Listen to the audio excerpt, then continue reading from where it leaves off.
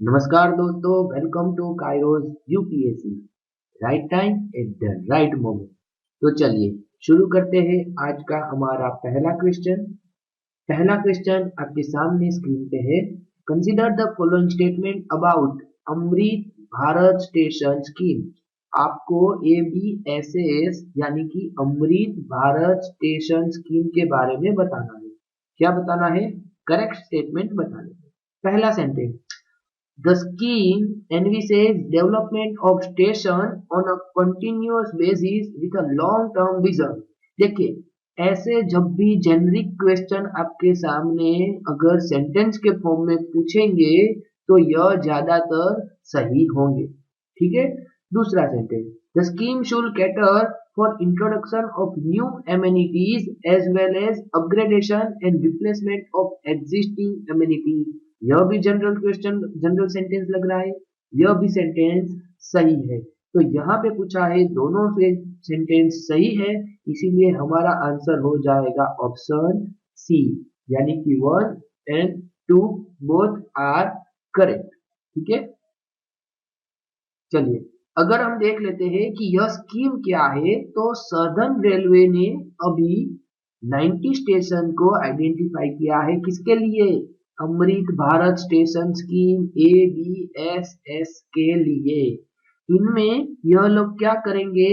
Enhance the facility including and beyond the minimum essential amenity. अब आपको पता होगा कि रेलवे स्टेशन पे जो मिनिमम बेसिक एमिनिटीज होती है उनको तो यह सुधारेंगे ही सुधारेंगे, साथ साथ जो नई चीजें जिनकी जरूरत है, जैसे कि अभी कोई जगह पे अगर लेडर्स रखी हुई है तो उनसे काम चल जाएगा, लेकिन अगर वहां पे एस्केलेटर लगा सकते हैं तो बहुत ही बढ़िया होगा।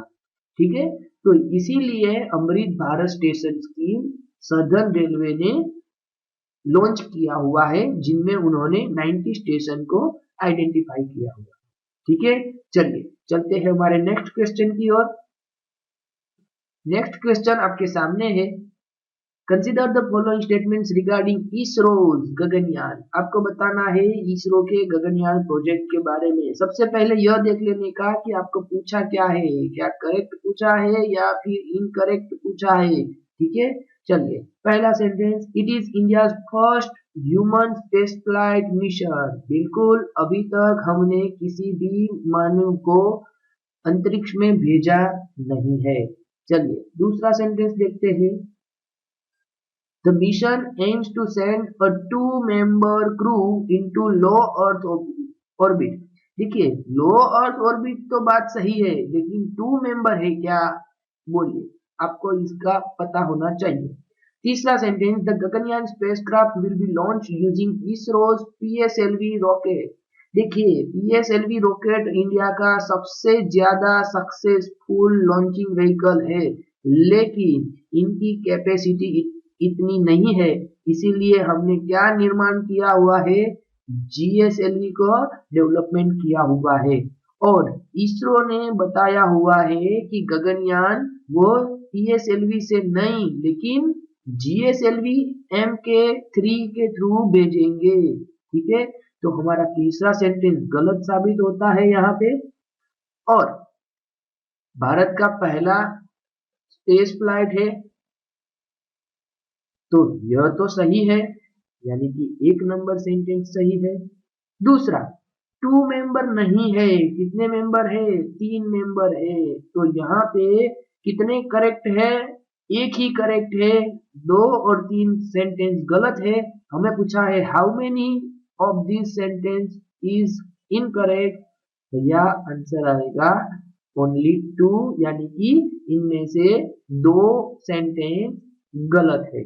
चलिए इसका आंसर देख लेते हैं। और यही बात जो मैंने आपको बताई कि इसरो प्लान कर रहा है 2023 के एंडिंग में या 2024 में अपना भारत का सबसे पहला गगनयान अंतरिक्ष में भेजने का। ठीक है। इनके लिए उन्होंने टारगेट किया है कि जमीनी सतह से, समुद्र की सतह से 400 किलोमीटर हाइट रखेंगे। और यह मिशन 3 दिन के लिए होगा। कितने क्रू के लिए? 3 मेंबर्स के लिए होगा। ठीक है। चलिए चलते हैं हमारे नेक्स्ट क्वेश्चन की ओर।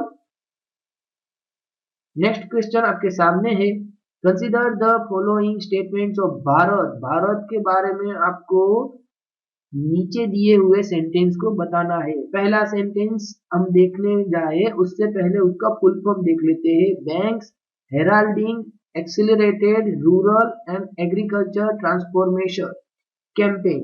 क्या है भारत का full form? Banks heralding accelerated rural and agriculture transformation campaign. ठीक है, तो भारत कैंपेन के बारे में दो सेंटेंस दिए हुए हैं। पहला, it aims to get active involvement and support of members of commercial banks in the public and private sector। बिल्कुल रूरल डेवलपमेंट के लिए हमें कॉमर्शियल और पब्लिक दोनों के, कॉमर्शियल बैंक जो कि पब्लिक है और प्राइवेट है, दोनों की हमें जरूरत है। यह सेंटेंस बिल्कुल सही है। दूसरा sentence, it is year long campaign launch under प्रधानमंत्री जन धन योजना। नहीं, प्रधानमंत्री जन धन योजना के अंतर्गत नहीं है। ठीक है, तो दूसरा सेंटेंस हमारा गलत है। हमें बताना है कौन सा सेंटेंस सही है। आंसर आ जाएगा हमारा ओनली वन। ठीक है, चलिए देख लेते हैं इस स्कीम के बारे में। क्या स्कीम है? तो फिलहाल ministry of agriculture and farmers welfare यानी कि हमारे किसानों के उत्थान के लिए एक नया कैंपेन लॉन्च किया हुआ है under the agri infra fund. जी हाँ, यह पीएम जनधन नहीं था। ठीक है, पीएमजेडीवाई जनधन योजना के अंतर्गत नहीं था, लेकिन एग्री इंफ्रा फंड के अंतर्गत था। ठीक है, और क्या नाम दिया है इस कैंपेन का? भारत। ठीक है, और एक और चीज, यह 1 मंथ लॉन्ग है, ना कि 1 ईयर लॉन्ग है। ठीक है, चलिए चलते हैं नेक्स्ट क्वेश्चन की ओर। नेक्स्ट क्वेश्चन आपके सामने है, aspartame of substance seen in news recently is mostly used as। देखिए थोड़ा सा विचित्र स्पेलिंग वाला यहाँ पे नाम दिया हुआ है, आपको बताना है यह किनके लिए यूज में होता है। क्या यह फूड प्रिजर्वेटिव है? क्या यह पेस्टिसाइड है? क्या यह आर्टिफिशियल स्वीटनर है? या फिर यह फ्लेवर एनहांसर है? यानी कि इन चारों में से किसी एक टाइप का यह उपयोग किया जाता है। तो यह क्या है? यह है सी, आर्टिफिशियल स्वीटनर है। यानी कि एक ऐसा केमिकल है जो हमारे फूड में क्या देता है? एक्स्ट्रा स्वीटनेस देता है। ठीक है, चलिए अगर हम देख लेते हैं तो रिसेंटली WHO ने क्या किया है? Committed category to artificial sweetener aspartame. उनको इसमें कार्सिनोजेनिक ह्यूमंस के लिए बताया हुआ है, यानी कि यह क्या कर सकता है? ह्यूमन में कैंसर पैदा कर सकता है। तो आपको भी कभी भी अगर बाहर से खाना मंगाना हो या कोई भी बाहर की प्रोडक्ट खानी हो तो उसमें देख लीजिएगा क्या एस्पार्टम है। अगर नहीं है तभी बढ़िया है, अगर है तो पॉसिबल है कि इससे कैंसर हो सकता है। ठीक है, चलिए चलते हैं हमारे नेक्स्ट क्वेश्चन की ओर। आपको बताना है गोल्डन क्रेसेंट कंट्रीज में कौन कौन से कंट्रीज का शामिल किया जाना है। मतलब कि दुनिया में दो चीज होती है, एक गोल्डन क्रेसेंट और गोल्डन ट्रायंगल। देखिए यहाँ पे इंडिया है, ठीक है, एक यहाँ पे है जो ओपियम का प्रोडक्शन करते हैं, एक यहाँ पे है जो ओपियम का प्रोडक्शन करते हैं। तो आपको बताना है कि जो गोल्डन क्रेसेंट है वो इस साइड पे है और जो गोल्डन ट्रायंगल है वो इस साइड पे है। तो यह क्रेसेंट में कौन कौन से कंट्री आती है? म्यांमार, लाओस और थाईलैंड? नहीं जी, मैंने तो बता दिया आपको कि इंडिया के वेस्ट साइड में आती है, तो ऑप्शन ए नहीं आएगा। सऊदी अरेबिया, यूएई, कतार? अरे भैया बगल में बताया हुआ है, यहाँ पे नीचे नहीं बताया हुआ है, तो दूसरा भी नहीं आएगा। अफगानिस्तान, पाकिस्तान और ईरान। जी हाँ, ये 3 कंट्री है जो 3 कंट्री गोल्डन क्रिसेंट में शामिल किए जाते हैं। और एक और ऑप्शन है तुर्की, ग्रीस, बल्गेरिया। अरे भैया, इंडिया से बहुत दूर है। चलो, यह तो नहीं आएगा। ठीक है, थोड़ा सा अगर हम देख लेते हैं तो आंसर सी है। और फिलहाल यह क्यों न्यूज में था, तो यूएनओडीसी यानी कि United Nations office on drugs and crime ने अभी ओपियम के प्रोडक्शन के बारे में एक अंदेजा बताया हुआ है कि अफगानिस्तान ने पिछले साल 6000 टन लगातार 5वीं साल उनका प्रोडक्शन किया है। किनका? अफीम का, जिसको ओपियम कहा जा सकता है। चलिए, आप मुझे ये बताइए, क्या इंडिया में ओपियम का प्रोडक्शन करना लीगल है या इलीगल है? ठीक है, चलिए, इंडिया में एक साइड पे गोल्डन ट्रायंगल है और दूसरी साइड पे क्या है? गोल्डन क्रेसेंट है। गोल्डन ट्रायंगल में आप, मैंने जैसा बताया कि हमारे ईस्ट साइड में थाईलैंड आता है, म्यांमार आता है, वियतनाम आता है और लाओस का शामिल किया जाता है। जबकि गोल्डन क्रेसेंट में पाकिस्तान, अफगानिस्तान और ईरान को शामिल किया जाता है। चलिए, ये थे हमारे आज के करंट अफेयर। अभी देख लेते हैं हमारे नेक्स्ट सेगमेंट यानी कि स्टैटिक क्वेश्चन की ओर। सबसे पहला स्टैटिक क्वेश्चन आपके सामने है। आपको बताना है एसर्शन और उस एसर्शन के बेस पे उनका रीजन। सबसे पहला assertion, areas near the equator receive rainfall through out the year. बिल्कुल सही बात है भैया, यह पृथ्वी है, बीच में से हमारा इक्वेटर जाता है और आगे पीछे वाला जो ये हिस्सा है वहां पे हर रोज, जी हाँ, हर रोज क्या आता है? बूंदाबांदी होती है और धमाकेदार बारिश आती है। ठीक है, उनका रीजन क्या है? High temperature and high humidity cause conventional rainfall in most afternoons near the equator. जी हाँ, क्योंकि यहाँ पे सूरज की किरणें सीधी पड़ती है और उसी वजह से वहां पे ज्यादा टेम्परेचर की वजह से जो समंदर का पानी है वो ज्यादा वाष्प में रूपांतरित होता है और वहां पे एक आइडियल सिचुएशंस बनती है किनकी? कन्वेंशनल रेन की। ठीक है, और हर रोज यहाँ पे दोपहर के बाद बारिश आती है। तो यह दोनों सेंटेंस सही है और जो रीजन है वो एक्सप्लेनेशन करेक्ट है किनका?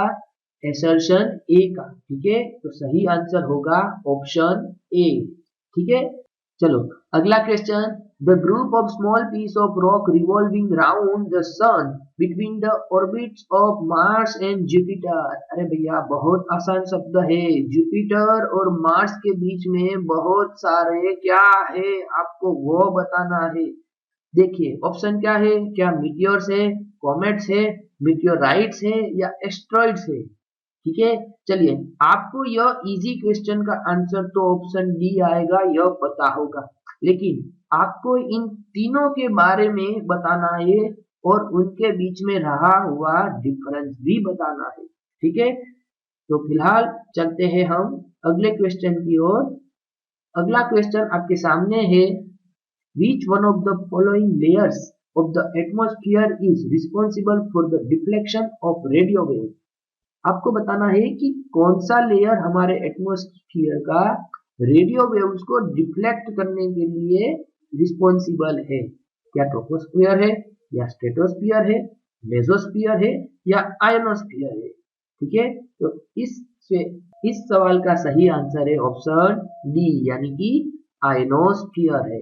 ठीक है, चलो मिलते हैं, चलते हैं नेक्स्ट क्वेश्चन की ओर। आपको इसमें बताना है अ मीटियोर इज। देखिए, जो मैंने आपको क्वेश्चन पूछा उनमें से एक क्वेश्चन का आंसर आपको यही मिल जाएगा।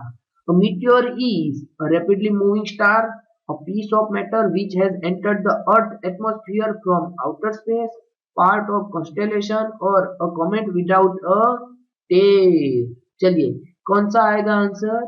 जी हाँ, ऑप्शन बी आएगा। A piece of matter which has entered the earth atmosphere from outer space। ठीक है, चलिए चलते हैं अगले क्वेश्चन की ओर, जो कि हमारा आज का आखिरी क्वेश्चन है पॉलिटी में से। Consider the following statement regarding the high court of India.